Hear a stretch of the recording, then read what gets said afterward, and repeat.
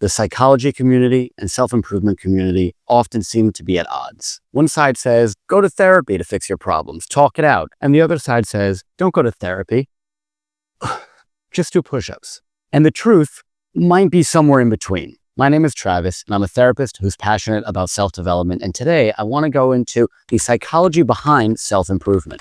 Self-improvement, simply put, is this idea that our actions can change our life. And this applies to different areas of our life depending on what we're trying to improve. People talk about doing mental health self-improvement, physical health self-improvement, social life self-improvement. And behind each of these categories, there are powerful psychological principles at play that can help you in your journey. The main idea that self-improvement seems to rely on is something called cognitive behavioral theory. Cognitive behavioral theory, which in practice is cognitive behavioral therapy, also known as CBT, is this idea that our thoughts, feelings, and actions all interact with each other and impact each other. And there's no right or wrong direction. Each of these can impact the other one. But what self-improvement relies on is changing the action part of it. It's the belief that by doing different actions in our life, that we can influence our thoughts to be better and we can influence our emotions to also be better. This is why if you're looking to do something like improve your mental health, you may actually start from a physical health avenue, like going for a run or lifting weights. Because what we see here is that our action of going to the gym or going for a run or doing something physically exertive that can be healthy for us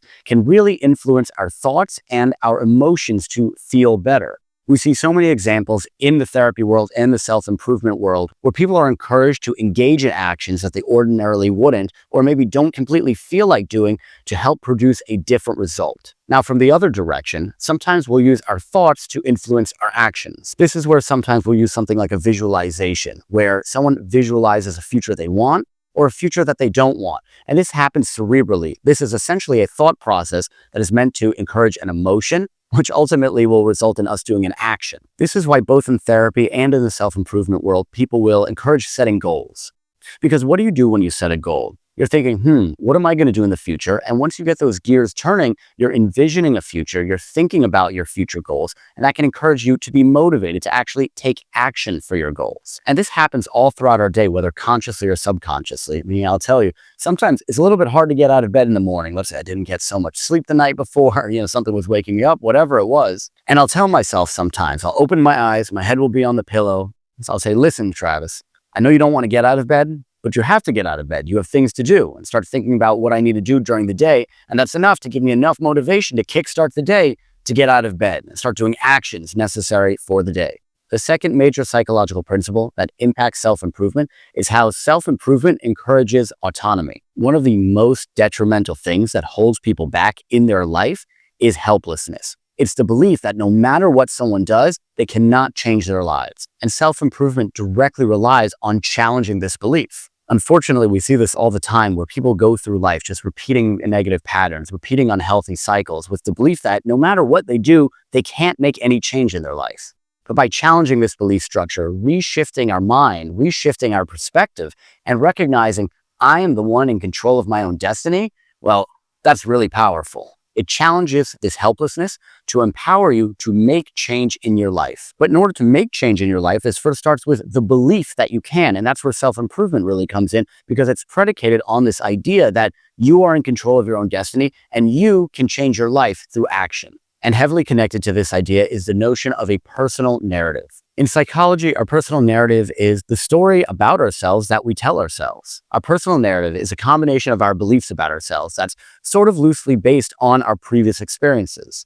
Sometimes, unfortunately, people may be told that they're not very smart growing up. And when someone hears this message repeated over and over again, they start to believe it. And once they internalize that, it becomes part of their personal narrative.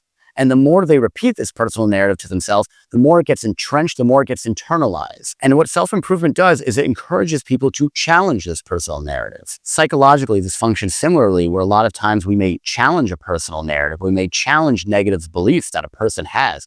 We challenge the story that someone tells themselves about themselves. And self-improvement habits takes it to the next step with things such as positive self-talk, of learning to talk to yourself in a way that doesn't confirm this negative narrative. It's learning to speak to yourself in a way that promotes growth and promotes pursuing something more positive in the future. Who you believe you are changes the way that you live your life. If you challenge your negative beliefs, and then you learn to identify with your positive beliefs, and then you do the actions associated with those positive beliefs, then you're going to become the person that you now believe you are because your thoughts, emotions, and actions are in line with this new identity. For example, let's say you want to become a more socially confident person, but your whole life you told yourself the narrative, man, I'm just not that confident. I'm a shy, awkward person.